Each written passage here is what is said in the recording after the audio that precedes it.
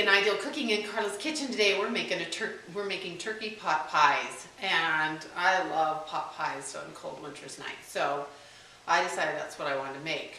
Now, how I do it is I start off by putting got a hot pan here, just a little bit of olive oil in the pan. Let it heat up for a minute, and then I'm going to saute the onions, garlic, the salt and pepper, and get that going. It takes about 15 minutes, like it really soft, because everything's going to be cooked prior to going into the oven, and you're just going to bake the crust in it. Now what I use is, I'm going to put these in. We'll start by starting with the onions, and then in about 10 minutes I'll add the garlic to it. And then I'll come back and show you the rest of it. But I got these cubes that I've cut up of a turkey breast. I got these Costco Norbest turkey breasts. They're about this big, and they come 2 to a package. They're in a plastic, and you actually cook them in the plastic. I cooked them last night and had roast turkey breast for dinner, and saved one of them for today to make this turkey pot pie. So that's what I do. If you have raw turkey or chicken, you would then use olive oil, saute that up, set it aside. And since this is already cooked, we don't have to worry about that step. So we're going to start with this. And I'll come back and show you the rest. Okay, now you can see the onions are nice and done. I put the garlic in just a little while ago and got that all cooked up. I'm going to take this out, put it to the side like that, and then I'm going to start the roux, and I'll show you that in just a second. Okay, so just like a typical roux, I melted the butter, and then I put a tablespoon of flour in, and I'm cooking this until it gets thick and a little bit browner. And then when it does, I'm simply going to slowly add the chicken broth, and I get the organic kind in the box, and I like the flavor of it. And then we'll add the vegetables and the turkey and cook it up. So I'll show you that when we get to that part.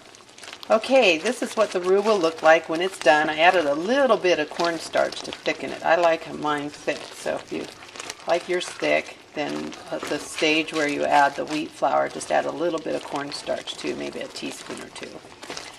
Okay, so that's what it looks like. Now we're going to add the onions back in with the garlic that we did earlier. We're going to add in our turkey meat that I showed you earlier. Oh, steaming up the camera. And then some vegetables, whatever you want. I'm just doing some canned beans and peas today. You can do like any pot pie, carrots, celery, whatever it is you like in your pot pie. So I like it to be mostly turkey, so the only thing I add in here is this. So I'm going to mix this up really good, and then I'm going to let this cook till the meat's heated up, about 5 minutes. Then we'll put it into the dishes and do the crust, and I'll come back and show you that. Okay, I'm here to finish off the turkey pot pies. If you can see, I filled them up. These are the individual ones. You can actually get a good sized casserole dish, fill it up. Maybe I'll show you the phyllo dough in that, but right now I'm just going to show you how I finish these off. Now, I like working with phyllo dough for less carbs and calories. So one thing is you want to keep the phyllo dough covered while you're working with it so it doesn't dry out. So I'm going to take and pull off. Oh, should have turned that before I did this. Okay, so pull off.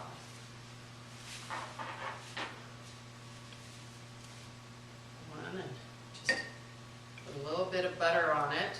And I'm actually making 6 tonight, so I'm going to take the 5 pieces and cut this in 6ths. So you'll see what I do.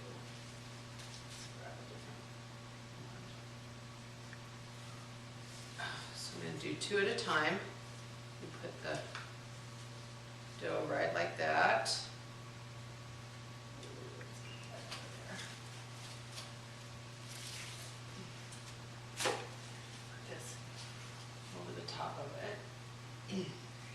From drying out.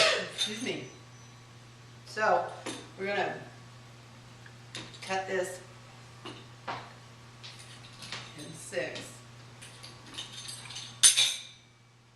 Put a little more butter on it. We'll take 3 of these and we'll kind of turn them different ways. Like that, so they kind of look like a star. Okay, then we're going to simply put them on there, and I just push them down and kind of have the edges come up. That's all I do. And we bake those for like 10 minutes till this is golden brown and they're ready to serve. So that's all there is to it. Show you one more, just a little bit more butter on the tops of these. Angle them off like different ways so that they're all different angles. Looks like a star. And put them on there.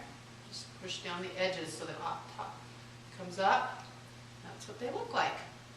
Now, if you were going to do a casserole dish or like a big deep dish pie pan, you take and put 2 layers or 2 sheets of the phyllo dough just on top of it, and then you kind of crumple the next 2. I take a couple more layers and then I kind of squish them up.